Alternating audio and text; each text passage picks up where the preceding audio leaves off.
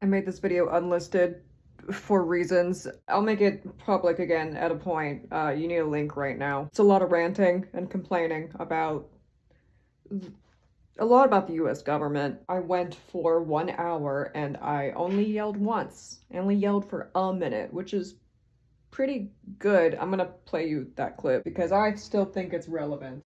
The type of curiosity I've developed in recent months has led me to have a lot of conversations with police officers, and I like to ask a lot of questions, and given my history and line of work, I inevitably steer the conversation toward the topic of domestic violence, because of course I do.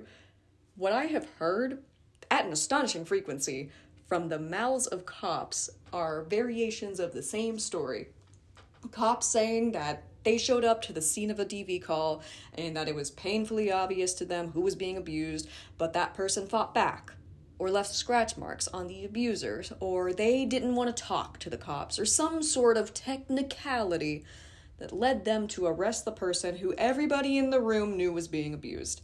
And every time they tell their version of the story, they say something along the lines of, yeah, I felt really bad doing it because it was clearly not right, but those are technically the rules about showing up for a DV call. So you see how that is a problem. You cannot tell me that you became a cop because you want to help people and you're going to be one of the good ones, and that in order to keep your cop job, where you're going to do so much good in the world, you must sometimes deliberately refuse to help people who reach out to you for help, that you have to, on purpose, create more problems for people already in desperate situations and who are supposed to see you as the final line of protect and serve. You must, in order to have this job, create additional problems for them because them's the rules.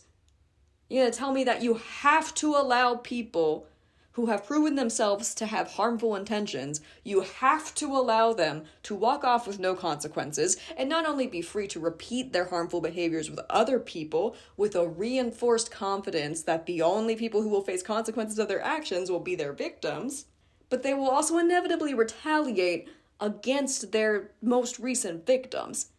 And we know that because that's how it so often goes. You're going to tell me that you have to allow this to happen, contribute to this happening, when you were supposed to be the last person able to put a stop to this, so that you, the cop, will be the person to put others in further dangers, all because those are the rules required for you to keep your cop job, which you want to keep because you want to help people.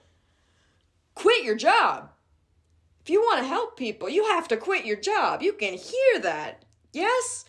You can see and acknowledge that the activities required to maintain that job include, as a non-negotiable component, hurt people. You can see that the foundation upon which this is built is harming people. It is not neutral. It is not imperfect but well-meaning. It is designed to be, effectively, a weapon. And if you stay, you are not reforming from within. You are not an exception because you let off people who were speeding with warnings. You are not one of the good ones. You are the alibi. And what? Because sometimes you get to put cuffs on a person who stole a car, that balances it out for you? As though what you're doing is dealing with some sort of personal karmic scale issue and not contributing to the destruction of people's lives, not only in spite of, but while actively abusing the fact that you hold a position specifically meant to help those very same people. And did you hear it just then? A minute ago when I was describing the nonsense about having to hurt people in order to keep your job about helping people, did you hear it? The good intentions paving the road straight to hell? The system devouring anybody who tries to work within it. Did you hear it? And then calling it devotion. Did you hear it then? Do you hear it yet? Causing harm is not an inevitability of a system of protection. Very dramatic, but she has a point. Okay, thank you. Also, I'm not wearing my wedding ring in the video where I just talked about domestic violence a lot. I washed my hands. I forgot to put it back on. Don't read into that.